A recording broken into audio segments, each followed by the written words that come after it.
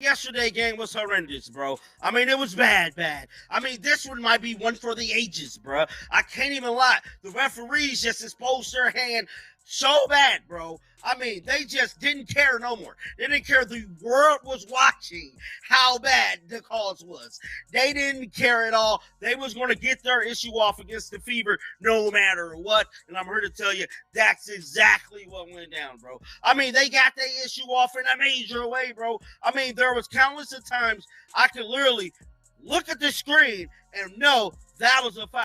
What if I told you the real MVP of the WNBA this season isn't a superstar guard draining logo threes, isn't a dominant center controlling the paint, and isn't even wearing a jersey at all? Nope. The real headline stealer, the one shaping games with the flick of a wrist, is a referee. Ref with a whistle hotter than a jalopy go, a chip on their shoulder, and what's starting to look a lot like a personal vendetta. This isn't just about bad calls. It's about a pattern, a storyline that's been unfolding right in front of us, game after game, and somehow we've all been missing it. Buckle up, because what we just uncovered doesn't just toe the line of controversy, it bulldozes right through it. We're talking about footage so outrageous, so jaw-droppingly blatant, it makes reality TV look like a peaceful Sunday service. Forget missed calls. This was grand theft basketball in broad daylight. Caitlin Clark didn't just get fouled. She got straight up robbed, over and over again, while the officials stood there, swallowing their whistles like it was part of the script.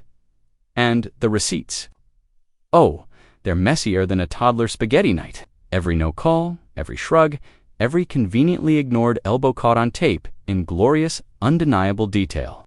You can see it in the slow-motion replays, the disbelief on Clark's face, the frustration boiling over from her teammates, and the silence-deafening silence from the league's top brass. You won't believe what this ref did. You won't believe how many times it happened. And you won't believe how the WNBA continues to look the other way, while one of its brightest stars gets body-checked into irrelevance. But you don't have to take my word for it's all right here, frame by frame, moment by moment, impossible to ignore. Let's dive in.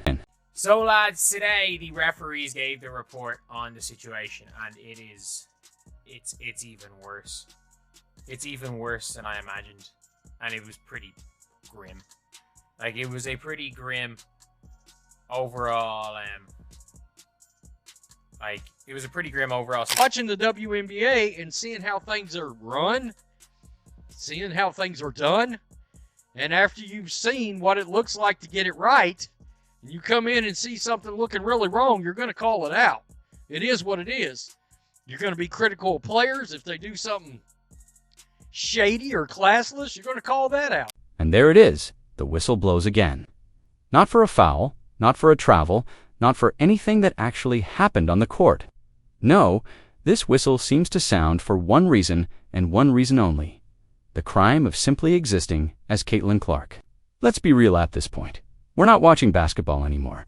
We're watching a badly written soap opera where the referees aren't neutral enforcers. They're moonlighting as cartoon villains, complete with dramatic timing and mysterious agendas. Somewhere in the chaos between the blatant missed calls, the phantom fouls, and the conveniently overlooked moments like the occasional elbow to the face or body check into the stands, the officials have managed to reinvent themselves. They're no longer just referees. They've morphed into full-blown chaos gremlins with whistles, gleefully sowing confusion and outrage like it's part of the day's game plan. Every time Clark steps on the floor, it's not just about outsmarting her defender, it's about surviving the bizarre, shifting rulebook that seems to follow her and only her. The same contact that's a no-call 1 minute magically becomes a foul the next, but only when Clark dares to push back. It's a circus of inconsistency where the ringmasters aren't the coaches, and they're certainly not the players. They're the ones in stripes, orchestrating a drama that's starting to look less like sport and more like sabotage. And the worst part? We've got the footage. Every Euro-worthy whistle, every shrug-inducing oversight, every oops, didn't see that moment is caught in glaring, undeniable detail. This isn't just bad officiating, it's starting to feel like something a whole lot deeper.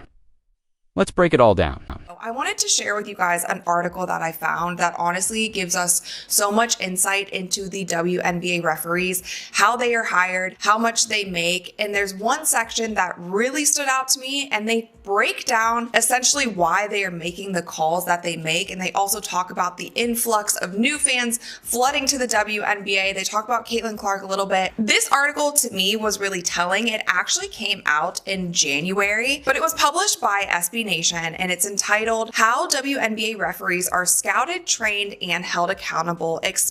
The audience isn't confused anymore. They're just exhausted. This isn't suspense, it's sabotage in slow motion. These crooked referees aren't simply blowing calls, they're sucking the life out of the game, draining the joy from a league that's supposed to be building momentum, not bleeding it. Fans aren't tuning in for referee-led improv theater. They come for competition, for grit, for moments that make you leap off the couch, not for a sideshow where officials hijack the spotlight and twist the outcome. It's like watching a cooking competition where, halfway through, the judges walk over, unplug the oven, and then penalize the contestant for serving raw dough. And Caitlin Clark, she's the contestant in this rigged kitchen, getting sabotaged at every turn, smiling through gritted teeth, while her perfectly planned three-tier cake collapses into a sad puddle on the floor. What's happening isn't just bad for her, it's bad for the league, bad for the fans, and bad for the integrity of the sport. And everyone's starting to see it. I mean, you would think with what they say coming into the season, Kathy was made it her business to let them know that, referees is going to be getting assessed for this next season to make sure they're making the right, proper calls. Man, at this point, we need NBA refs all the time, bro. I don't want these YMCA, junior league, high school ass referees, bro. We need real life refs because as of right now, they're costing the Indiana Fever major games that they definitely need to win. Let's be honest, Caitlin Clark doesn't just look tired, she looks drained, and not the kind of tired you earn after playing 40 intense minutes and dropping 30 points in a hard-fought win. No, this is a different kind of kind that settles in your bones, that lingers in your spirit. This is the quiet, suffocating fatigue that comes when you realize that your best will never be enough because the rules of the game seem to shift the moment you step on the floor. It's the exhaustion of knowing you could drop 60, hit a game winner, and still watch a whistle erase you for simply existing a little too boldly. It's realizing that no matter how many eyes you bring to the league, no matter how much you grow the game, someone will still find a way to cut you down to rewrite the story in real time with a whistle that somehow only seems to work against you. Because Caitlin Clark isn't just playing for the Indiana Fever, she's carrying the weight of a franchise, the pulse of the WNBA's future, and the hopes of a massive, rapidly growing fan base that tuned in because of her. She's shouldering the expectations of a movement and dragging it forward with every step. While the officials seem to be out here tying her shoelaces together, stacking bricks in her backpack, and handing her a tilted court to run on, this isn't just about missed calls anymore. It's about the toll, the slow, steady erosion of joy, confidence, and fairness. It's about what happens when a player isn't just battling opponents, but battling a system that seems bizarrely committed to making her journey harder than it needs to be. It's relentless, it's demoralizing, and worst of all, it's completely preventable. But instead, we're watching one of the game's brightest stars playing on a crooked table, knowing the house always wins. And if something doesn't change soon, the WNBA might not just lose games, they might lose the very thing that's been breathing new life into the league. You remember how last year started? You remember the lopsided officiating that we got last year? The All-Star break comes around, the Olympic break rolls around, and then what did we hear from Lynn Dunn? Lynn Dunn goes on the Dan Dockage show, and she calls out the officiating. She calls out the refereeing. She calls out the WNBA. The lopsidedness that is being shown not in favor of the Indiana Fever. The clear biases when it comes to foul calls. The clear biases when it comes to not calling foul calls. Last year, it took us halfway. Of course she's depressed. How could she not be? Imagine being world-class at your job, showing up every single night to do the impossible, pulling off miracles that most people can only dream of, only to realize your biggest obstacle isn't the opponent in front of you, it's the ones in stripes. It's the referees, the so-called guardians of fairness, who somehow manage to completely overlook actual assaults on the court, but are lightning quick to flag Caitlin Clark for simply existing too enthusiastically.